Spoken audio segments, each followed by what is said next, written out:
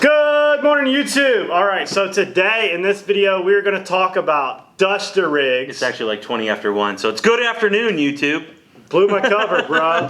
Okay, so like we're talking duster rigs, and it's that time for King Mackerel. Like it's like the end of March. Yeah. They're here. They're coming. They're coming. Spanish mackerel, cobia, we're talking smokers, everything. snakes, the whole 9 yards. Yeah. So we want to do a video for you on duster rigs. So here we go. Dusters.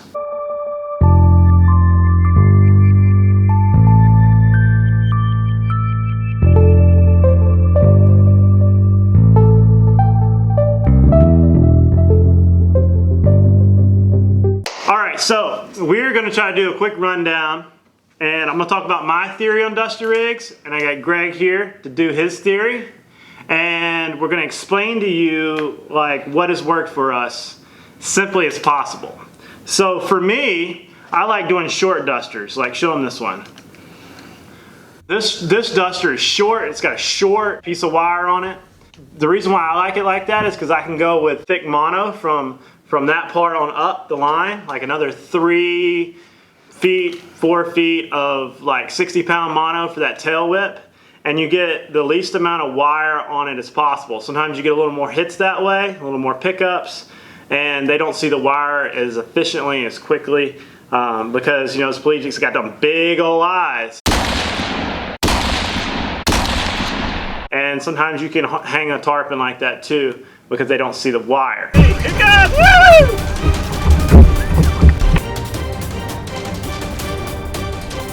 Instead of doing 3 feet of wire, I just use like, you know, spitball size of 6 to 8 inches. And if I get cut off, I'll make it a little bigger and then go straight mono. I got a big lipless crankbait with some wire, 60-pound mono, and a little weight. What do you like to do? I kind of do the same, not quite as long, but I'll go maybe 12 inches on the initial first wire back to the hook, and a lot of times I'll use a J hook instead of a treble on the front. My back hook here, he's got like about a 3 to 4 inch wire back to the treble. If I'm using like fresh cigar or live cigar minnows or anything like that, I try to have the back line and wire about as long as the cigar minnow so that the hook is in the back tail. Because if you're like watching from a pier or something like that, you'll see Spanish mackerel and king mackerel will come up and actually bite the back half off of a fish, and while it's laying there kind of flailing around in the water, it'll come back and eat the other half. So to get that kind of a better hookup on the short strikes when they're coming from the tails, I like to have a little bit of a longer wire in the back and have that treble hook back in the tail section of that bait.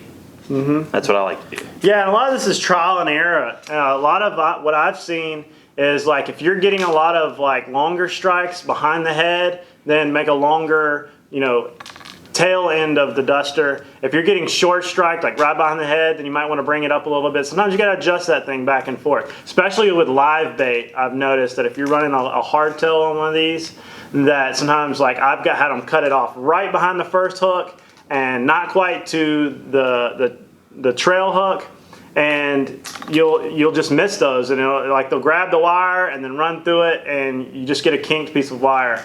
And you totally gotta practice with this stuff. Now, as far as colors, white works good, usually for like in the mornings, like when the sun's coming up, I like white. Afternoons, I like pink or green because the water's getting darker and darker. What colors do you like? I have found that straight up chartreuse for me has been the most effective, whether it's day, night, morning, shallow or deep. That chartreuse color for some reason is pretty much the only duster I'll run with, and if by some chance I'm not getting them, I've only found them in 1 or 2 places, but I call them the American duster. They're kind of red, white, and blue with a little bit of glitter in them. Oh yeah, those are sexy. And those work too. Yeah. I mean, you gotta love it.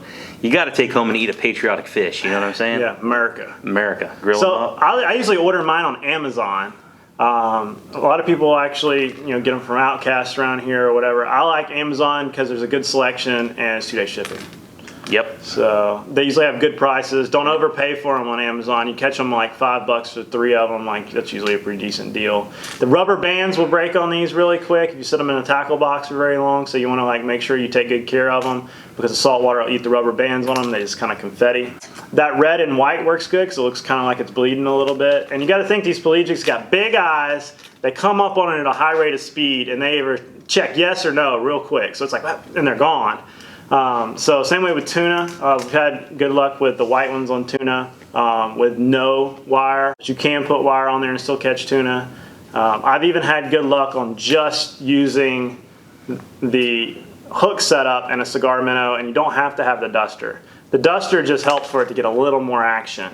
I see it a little further away, and especially if it's got any kind of the glitter or any kind of flake like that in there, because then the sun hits off of it and kind of gives it a reflective feel, and they can see that flashing through the water as like a wounded fish or something. So. Yep, and especially when they're in free fall, like when you stop paddling or stop trolling and they start falling, it'll get that pulsating effect as it's falling. And so like you got to play with the weights. So these come with a little weight, I guess like a 1/4 ounce, and a lot of times we'll put all the way up to half ounce. Yeah, half ounce egg weight on the front. Get it way down there in that bottom water column, 30-40 feet, especially beginning of the year or during the summer when it's really hot. Get way down there. Well, that trip we took in the fall, we paddled around for about an hour, hour and a half, and we had, I think, you had one knockdown. Yeah. And that was up, on the surface, and then we each put on a half ounce weight and dropped down, and I think we ended up the day with 2 kings and a couple of Spanish another hour, hour and a half later, so right at sunset. If we would have stayed on top, like we would have probably struck out, but sometimes you just got to play with the weight. And like one thing we like to do is have one running on top and another guy running on bottom. Then when you get a hook up, like he was just saying, then you can both switch up to running deep. And staying versatile. And as far as hook sizes, I guess number 4 is usually what they usually use, the trebles. In my experience, the bigger the hook, the less the hook up. Those little ones seem to just snag in there really well. I've missed a lot of them on the bigger trebles. I don't know. You get those stout, thicker, like you can find the thicker, like eagle claws and stuff like that. Even if they are smaller, they'll hold up to pretty much any kind of fish you catch. 3 and 4 times strong. Yeah. So at least stay with 3 times strong. Yeah. Because when you get that burst out on that big king, he's going to straighten you out. So and you usually have your drag pretty loose because when they hit it hard, they're coming up at 40, 50 miles an hour and they're hitting it hard. You got that loose drag. So with kings anyways, you got to have a loose drag or they're going to either straighten your hook out or rip it out of their mouth because their mouths are just not made of steel. Hope this helps. Greg's channel is going to be in the description below. And we'll throw some links on to these duster rigs. Oh, and I forgot to talk about the wire. The wire here, Malin wire, super cheap, works good. This is 42-pound steel. Sometimes you can go all the way up to number 6, 60-pound steel. 42 seems to work good around here. The bigger kings will cut you off. Sharks can cut you off. But this stuff's like $2 for a huge spool of it. 7-strand works good. Have you tried 7-strand? Yeah, I think that's about as high as I've gone. Yeah. 7-strand's a little more expensive and it's bendable and malleable, but I think you have to have a clamp. I'm not sure. Yeah, I've tried. It is possible to tie knots on it. Yeah. But it's kind of a pain in the butt. It's so much easier to clamp it. I mean, I've got a rig set up now that's wired that I've been able to actually get a loop knot in, and it works fine. It worked all last summer. Yeah. So, Yeah, it just takes patience and practice to get that down. Yeah, the Malin wire will kink on you. Yep. You get a couple of good kings, it'll kink. You'll have to redo the whole entire thing. That's why short strips seem to work a little bit. Yeah, they don't kink as much. Yeah, you need a swivel up the line. That's pretty much duster rigs in a nutshell. Put it in the comments below y'all's favorite ways to do dusters because we're a learning environment here. We probably pick up something cool too from y'all, and I'm sure the rest of y'all want to hear other people's ways of making these here duster rigs. They're a lot of fun. They make it simple. They're always good to have in your kit bag. And hope you enjoyed the video. We'll be here tomorrow for another one. Yeah. Check back tomorrow. Actually, check his channel. Probably Monday. Oh yeah, it's Friday. All right, so I'll see you guys later. Don't forget to like and subscribe. Follow us on Instagram, Yak Motley, Greg Ammons Outdoors. See you later. See you later.